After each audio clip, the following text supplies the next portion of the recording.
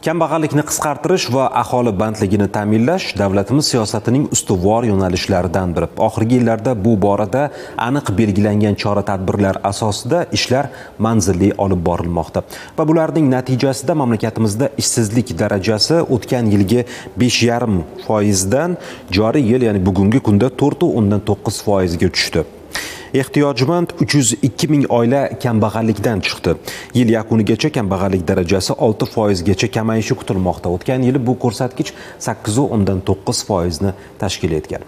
Ammo barcha hududlarda ham bu boradagi ishlar birdek yaxshi ketyapti deya olmaymiz. Ayrim hududlar rahbarlari ushbu masalani o'z holiga tashlab qo'ygani ham bor gap. Yakuniga yetib borayotgan haftada, aniqrog'i 19-noyabr kuni Prezident Shavkat Mirziyoyev raisligida bo'lib o'tgan video selektor yig'ilishida aynan mana shunday rahbarlar keskin tanqid qilindi. Ikkita tuman hokimi va ularning birinchi o'rinbosarlari ishdan olindi va yana 20 ta tuman hokimiga tegishli choralar ko'rilishi belgilandi. Dastlabki lavhamizda ushbu video selektor yig'ilishi davomida belgilangan galdagi muhim vazifalar haqida so'z boradi. Ko'p yillar davomida O'zbekiston og'ir sinovlarni boshdan kechirdi. Iqtisodiyot tang, ish o'rinlari kam, aholining asosiy qismi o'z tomorqasi va kundalik mehnati hisobidan kun ko'rardi. Ayniqsa kam ta'minlangan oilalar uchun davlatdan yordam olish, kichik biznes boshlash, bepul o'qish yoki qayta kasbga o'qish deyarli imkonsiz edi. Biroq keyingi yillarda mamlakatdagi islohotlar inson manfaatiga qaratilgan yangi siyosatni boshlab berdi. Eng muhimi, davlat ko'rsatayotgan yordam 1-2 xonadonga emas, balki yurtimizdagi 9 mingdan ortiq mahallaning har bir xonadoniga kirib boradigan unikal tizimga aylandi. Prezident Shavkat Mirziyoyev raisligida 19-noyabr kuni o'tgan video selektor yig'ilishida aynan shu borada amalga oshirilgan ishlar tahlil qilinib, kelgusi rejalar belgilab olindi. Bugun mahallalarda aholi daromadini oshirish, kambag'allik va ishsizlikni qisqartirish bo'yicha har bir vazir, bank rahbarlari, viloyat va tuman hokimlari mahalla yettiligining mas'uliyati va 2026-yildagi vazifalarini birma-bir ko'rib chiqamiz. So'nggi yillarda aholining dardini eshitish, muammosini joyida hal etish amaliyoti yo'lga qo'yildi. Mana shu tizim samarasida ishsizlik darajasi 5,5% dan 4,9% ga tushdi. 302 ming oila kambag'allikdan chiqarildi. Og'ir ahvolda yashab kelgan 100 minglab insonlarning yuziga tabassum, hayotiga umid bag'ishlandi. Respublikamizning 1435 ta mahallasi kambag'allikdan xoli deb e'lon qilindi. Bu yil 51 ta mahallasi bor Uzun tumanga kambag'allikni qisqartirish va bandlik dasturi doirasida 160 milliard so'm mablag' berildi. Biroq davlatimiz rahbari bu natijalar ortida qattiq mehnat, mas'uliyat talab qilinishini ta'kidladi. Ayrim rahbarlarning loqaydligi tanqid qilindi, chunki davlat uchun eng muhimi inson va uning taqdiridir. Shu jumladan boshlangan islohotlar fuqarolar hayotida ham o'z tasdig'ini topmoqda. Buni birgina Oksana misolida ko'rishimiz mumkin.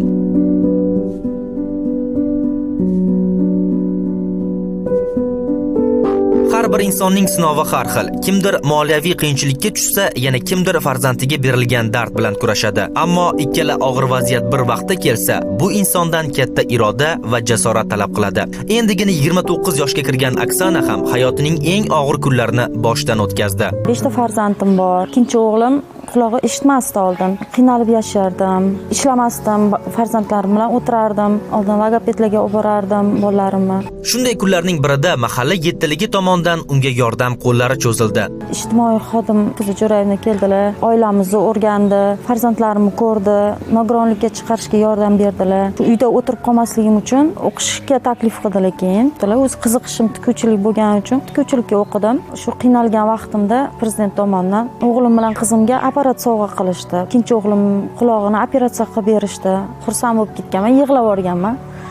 Ikki o'zim kela olmaganman, chunki o'g'limni operatsiyasiga pul topa olmaganman-da. Shunda kelib yordam berishga rahmat shunchalik. O'g'lim eshitadi hozir. Xudoga shukr. Oldin 20% eshitardi. Hozir xudoga shukr 100% eshitadi. Ikkita quloqda ham apparat qo'yib berishdi. Qizim ham 50% eshitardi, hozir 100% eshitadi qizim. Xudoga shukr, o'sha quloqchining orqasidan. Hozir hayotim ancha yaxshi.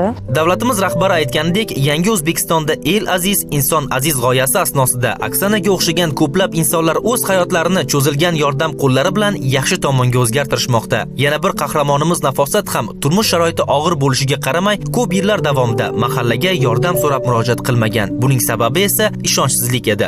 Boshimda ko'p narsa o'tgan. uni yengishga harakat qildim. Jigarim meni kreditga tiqib qo'ydi. O'zingiz jigaringiz orqangizdan pichoq sanchishi ham mumkin ekan. Foiz bo'lib ketar ekan endi. O'shandan qiynaldimda, mahallaga chiqdim. Mahallamiz yaxshi, lekin yordamga chiqsa qo'lini cho'zadi. Lekin hech ham yordam so'ramaganman men mahallaga. Endi chiqdim. Lekin so'nggi yillardagi o'zgarishlar natijasini o'z ko'zlari bilan ko'rgan qahramonimiz ijtimoiy xodimga murojaat qiladi. O'zim ishlashga harakat qilaman, lekin sog'lig'im tufayli ishlay olmayman. Yaxshiyamki davlatimiz rahbari bor ekan, bizga o'xshagan insonlarga yordam qo'lini cho'zyaptilar, deydi qahramonimiz.